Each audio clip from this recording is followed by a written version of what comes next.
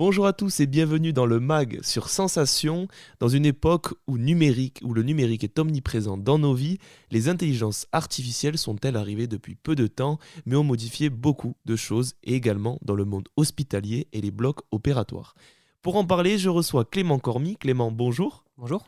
Merci d'être avec nous. Vous êtes directeur opérationnel de la chaire Innovation BOPA pour bloc opératoire augmenté, une chaire d'innovation installée à l'hôpital Paul Brousse, fondée par l'AP-HP et l'Institut Mines Télécom de l'Université Paris-Saclay. Cette chaire est dédiée à l'innovation du bloc opératoire au sens large. Alors premièrement, qu'est-ce que c'est qu'une chaire innovation ? Alors, merci beaucoup pour l'invitation et pour pouvoir venir parler de BOPA. Alors, le modèle de la chaire innovation, une chaire, c'est un portage mixte. C'est une entité avec un portage à la fois académique. Donc, nous, notre portage académique, c'est l'AP-HP, l'Institut Mines Télécom et l'Université Paris-Saclay, qui est soutenu par des industriels. Et donc, nous, on a un certain nombre de mécènes qui viennent soutenir nos activités de recherche et d'innovation. La chaire Innovation BOPA a été créée en 2020 et s'est construite sur les réflexions issues du WIC, le Week-end d'innovation chirurgicale. Alors en quoi ça consiste ce WIC ? Alors, le WIC, c'est finalement un concept qui a été monté par le professeur Eric Vibert, qui est professeur de chirurgie hépatique et transplanteur. Et donc l'idée du WIC, c'était une idée assez simple finalement de mettre les acteurs du bloc opératoire, chirurgiens, anesthésistes, paramédicaux, donc IBOD, IAD, etc., ensemble le temps d'un week-end avec des chercheurs en sciences humaines, des chercheurs en mathématiques appliquées, en informatique, etc., pour essayer de trouver des solutions techniques et technologiques qui soient acceptables pour les utilisateurs finaux. Voilà. Donc l'idée, c'est de les mettre tous ensemble le temps d'un week-end dans un hôtel, généralement, pour répondre à ces questions-là, pour adresser ces questions-là, pour trouver des solutions à ces questions. Donc d'être dans un format qui est un peu différent qu'un simple bureau avec une salle de réunion. Qu'est-ce que ça apporte de plus ? Il y a des réels changements grâce à ce genre de week-end ?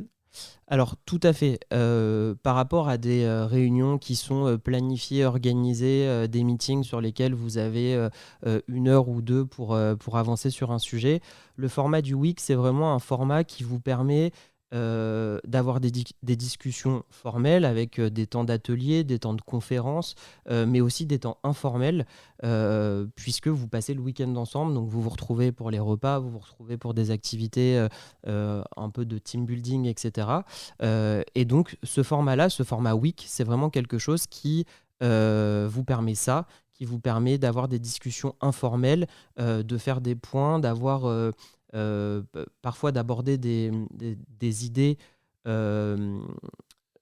qui sont peut-être un peu moins abouties, des idées qu'on n'oserait pas forcément pousser en réunion, voilà, et de permettre ça. Et puis surtout d'avoir tous les acteurs réunis au même endroit. Parce que les emplois du temps des chercheurs, des médecins, des chirurgiens, c'est quelque chose de très compliqué, c'est une science très compliquée à gérer au quotidien. Donc voilà, là au moins le temps d'un week-end, on sait qu'on a tout le monde au même endroit, et donc ça facilite les échanges. Donc dans la chaire Innovation BOPA, vous recherchez donc tout ce qui va être autour du bloc opératoire au sens large. Quelles sont vos méthodes de recherche pour trouver des innovations ? Alors, en termes de méthodologie de recherche, on fait des choses finalement assez classiques, hein, quand j'entends vraiment méthodologie. Donc, on fait de la recherche, on se base sur des méthodes qualitatives, donc avec toute notre équipe de sociologues, d'anthropologues et même d'ingénieurs, où on observe les pratiques, on observe les gens utiliser la technologie. Et ensuite, donc, on a de la recherche beaucoup plus fondamentale avec des chercheurs de l'INRIA, par exemple, qui travaillent sur des algorithmes et qui testent leurs algorithmes en conditions plus ou moins réelles ou simulées. Voilà, on fait du traitement de bases de données. Enfin, finalement, la méthodologie qu'on utilise pour conduire nos recherches est, somme toute, assez classique. Alors sur quel aspect vous cherchez à améliorer les conditions dans le bloc opératoire ? Alors sur beaucoup d'aspects, l'éventail de BOPA est finalement assez large. Alors on a tout un volet donc sociologie, anthropologie, comme je vous l'ai dit. Donc ce volet-là, c'est vraiment quelque chose où on essaye de comprendre les usages de la technologie et les freins à l'usage de la technologie. Ensuite, on a des projets alors, qui sont tournés autour de l'augmentation du chirurgien. Et donc, on peut finalement schématiser les cinq sens. Et donc, on cherche à augmenter le chirurgien par la vue. Donc, on a des projets de téléexpertise, par exemple, de téléexpertise chirurgicale. On a aussi dans la vue des projets autour de l'utilisation de la lumière, de la fluorescence, de la spectrométrie, etc. On cherche à augmenter le toucher. Alors, le toucher par l'intermédiaire du jumeau numérique. On travaille avec des jumeaux numériques qui sont anatomiques. Donc, on essaye, grâce à des images qu'on a fait avant l'opération, de les utiliser pendant l'opération. Donc aujourd'hui, faire de la reconstruction 3D, c'est finalement quelque chose d'assez facile.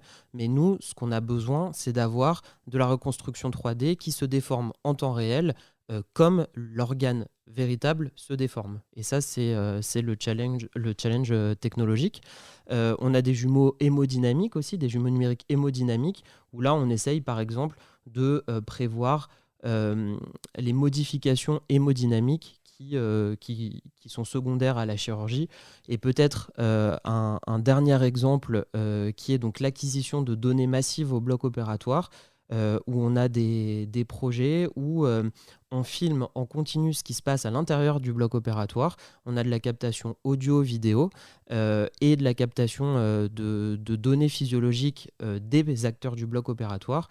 Et donc, avec tout ça, on essaye de faire le lien, de comprendre le lien qu'il peut y avoir entre une erreur et un événement indésirable intraopératoire.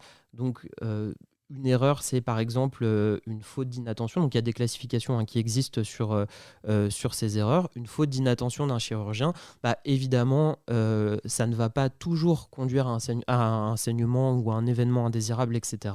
Sauf que parfois, ça va le conduire. Et donc, avec cette captation, avec ces données-là, on va essayer de comprendre ces mécanismes-là pour mieux les anticiper et faire de la chirurgie finalement toujours plus sûre pour le patient.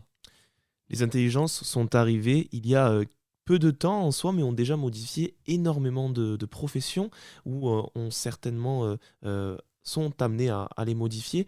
Elles arrivent aussi au sein du bloc opératoire. Qu'est-ce qu'elles pourraient modifier dans ce système ?